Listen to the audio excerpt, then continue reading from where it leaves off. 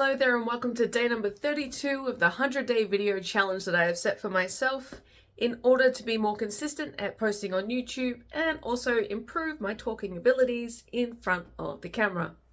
So today's learnings, and that's what I'm going to move forward with each day, is a learning from the day. Today was having a more open mind that also leads into reframing when things don't go our way.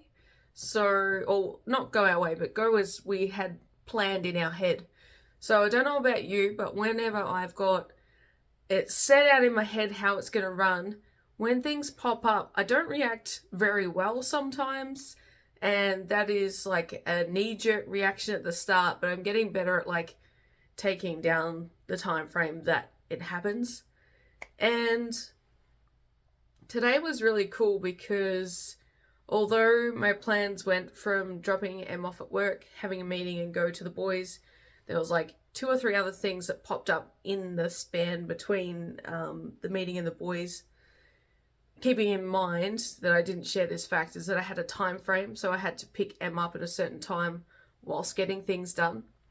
I was able to, instead of having the knee-jerk reaction, I mean I did a little bit, but after that, I actively chose to reframe how things were playing out. So instead of being like, oh, this is chewing into my time with the boys and that sort of thing, of which I will get time later to do that, it was like, I get to help out 1, 2, 3 people today, which is so cool because how lucky am I to be able to help out my friends and family when they need me. And how cool that it is that they can rely on me in those moments and feel comfortable to ask me to do the things. So that's definitely something I'm actively working on personally when those sorts of situations happen. I'm not quite sure why they happen just yet. Maybe that'll come out a little bit later as I work through things. But I don't think that I don't know if it's a normal thing or not. Like, I know some people are the same. I don't know if it's like a hyper-focus ADHD thing when plans are aligned in a certain way and it changes, or different things are added into the mix. I'm not quite sure. I'm still, like I said, playing around with it. But I do find that reframing what's going on really helps. And it made me feel a lot more grounded today when I did that. So, which is cool. Very cool. It is progress.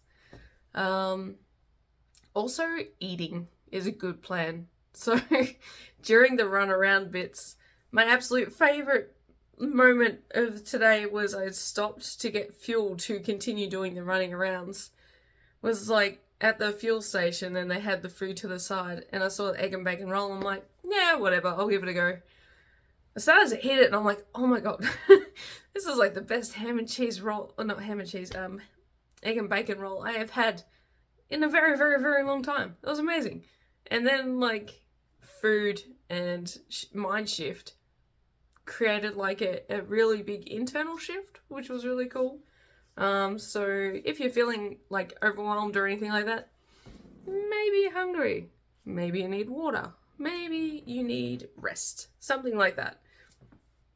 Usually what I've found is if I'm a reactive, it's either that I need to eat, I need some sort of substance, well, sustenance, not substance, jeez, I'll get kicked off of YouTube in no time. Or maybe rest. Rest is sometimes a thing. Yeah, I feel like that was a really cool learning today, and I hope that those sorts of tips help you in future too if you're presented with moments where it's kind of uncomfy. But remembering that we've got a choice when the emotion comes up, that we can either choose to react and change it, or react and continue with the reaction, if that makes sense. So it's like, do we want to follow this grumpy side of things, or do we want to accept that things aren't going our way just yet, reframe it to be something that is really valuable to us, and feel better about it and then still get to go do the thing. I think the second one's pretty good. Anyways, thank you all so much again for everyone who checks out these videos, especially all the way to the end. I'm slowly creeping up that little ladder to get to like 3,000 watch hours and 1,000 subscribers. They're the 2 goals to get monetized on YouTube, which is sneakily happening in the back. And yes, thank you so much. I hope you have a wonderful day, and I will see you in the next video.